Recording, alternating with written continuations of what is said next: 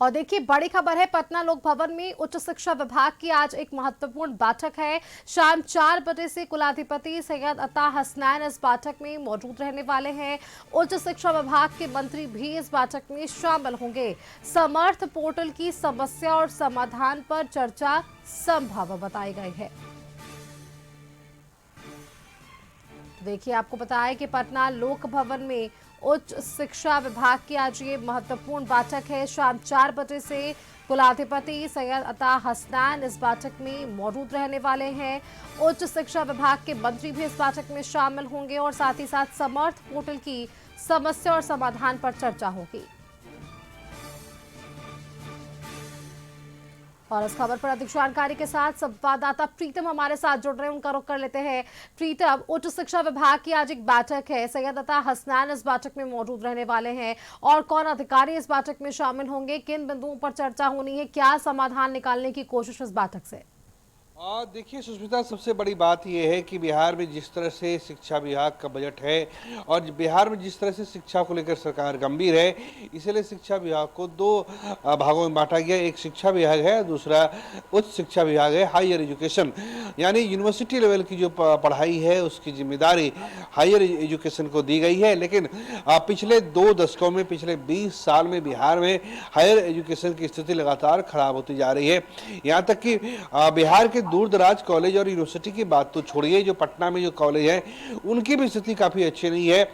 Non teaching staff की बहाली नहीं हुई है। जो लैब टेक्नीशियन है, डेमोन्स्ट्रेटर है, ये सारे पद पिछले कई सालों से खाली हैं। जो रिटायर होते चले गए उसकी जगह नए लोग नहीं आए और आउटसोर्सिंग पे किसी तरीके से ये काम चलाया जा रहा है। अब चूंकि जो महामहिम है वो भी बिल्कुल नए हैं बिहार के लिहाज से, और जो हायर एजुकेशन की जो नए मंत्री हैं संजय टाइगर, ये भी बिल्कुल नए हैं। अब इन दोनों के सामने ये चुनौती है कि किस तरीके से छात्रों की समस्या को दूर किया जाए। फर्ज कीजिए कि कोई साइंस की क्लास है और अगर मान लीजिए कि केमिस्ट्री की कोई क्लास है और वहाँ पे बिना प्रैक्टिकल के केवल पढ़ाई पूरी हो रही है, डिग्री पूरी हो रही है, तो ऐसे छात्र और छात्राओं का क्या होगा।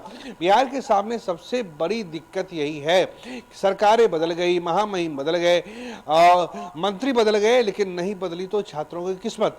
इस बात पे देखना पड़ेगा कि आखिर किस तरीके से सरकार इसको गंभीरता से लेती है, वरना केवल 10,000 का बजट एलोकेशन करने से कुछ नहीं होगा। जब भी बैठक होगी तो इस मामले में आवाज उठाई जाएगी। दूसरी जो चर्चा होनी है वो समर्थ पोर्टल पे चर्चा होनी है। समर्थ पोर्टल को किस तरीके से बेहतर किया जाए, कैसे उसको छात्र छात्राओं के बीच पहुंचाया जाए, इस पे चर्चा होगी।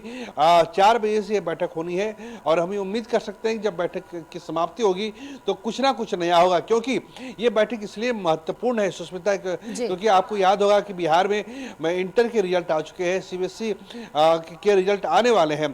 तो लिहाजा जो छात्र और छात्राएं बिहार के सरकारी कॉलेजों में एडमिशन लेंगे तो उन्हें बेहतर माहौल मिले, क्योंकि पटना यूनिवर्सिटी को छोड़कर, पाटलिपुत्रा विश्वविद्यालय को छोड़कर बिहार के जितने भी दूसरे विश्वविद्यालय हैं आप चले जाइए, मैं दावे के साथ कहता हूँ कि दिन के 12 बजे चले जाइए और रोस्टर में ड्यूटी देख लीजिए कौन कौन से प्रोफेसर और लेक्चरर की आज ड्यूटी लगी है। आप उनके क्लासरूम चले जाइए, वो वहां से गैर मौजूद मिलेंगे। तो ये बिहार की शिक्षा की तस्वीर है। तो अब चाहिए कि जो बातें हो चुकी हैं, अतीत के कड़वी यादों को भुलाते हुए ऐसा कुछ करना चाहिए कि बिहार में पढ़ाई का माहौल मिले, ताकि बच्चे को जवाहरलाल नेहरू यूनिवर्सिटी या फिर दिल्ली यूनिवर्सिटी जाने की नौबत नहीं आए। जी सुष्मिता। बिल्कुल प्रीतम, क्योंकि देखिए आपने बताया कि जिस तरह से जो स्थिति चल रही है फिलहाल बिहार में, उन्हीं सारे विषयों पर भी है चर्चा आज, और क्योंकि समर्थ पोर्टल की भी चर्चा हो रही है, इसके बारे में क्या जानकारी देंगे हमारे दर्शकों को, क्योंकि समर्थ पोर्टल क्या है, वहां पर किस तरह से समस्या हो रही है जिससे लेकर आज उस बैठक में चर्चा होनी है, इस पर क्या और जानकारी प्रीतम? देखिए, समर्थ पोर्टल जो है ये उच्च शिक्षा विभाग ने डेवलप किया है। इसके जरिए जो भी नई जो तकनीक है उसकी जानकारी छात्र और छात्राओं को मिलती है। लेकिन एक शिकायत ये होती है कि इस पोर्टल तो आपने ओपन कर दिया है, लेकिन इससे अधिक से अधिक छात्रों को जोड़ा नहीं गया है। तो अब ये कोशिश होगी कि जो भी नवाचार है, जो नई तकनीक है, उसको लेकर इसे और सशक्त बनाया जाए, ताकि जो छात्र और छात्राएं हैं इसका लाभ उठा सके।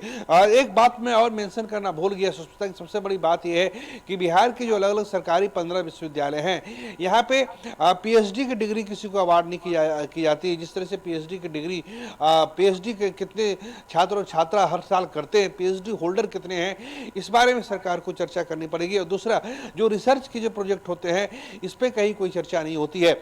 आर्यभट्ट ज्ञान विश्वविद्यालय हो या फिर दूसरे विश्वविद्यालय सरकार ने बना तो दिए हैं, लेकिन इनका काम केवल डिग्री बांटना भर रह गया है।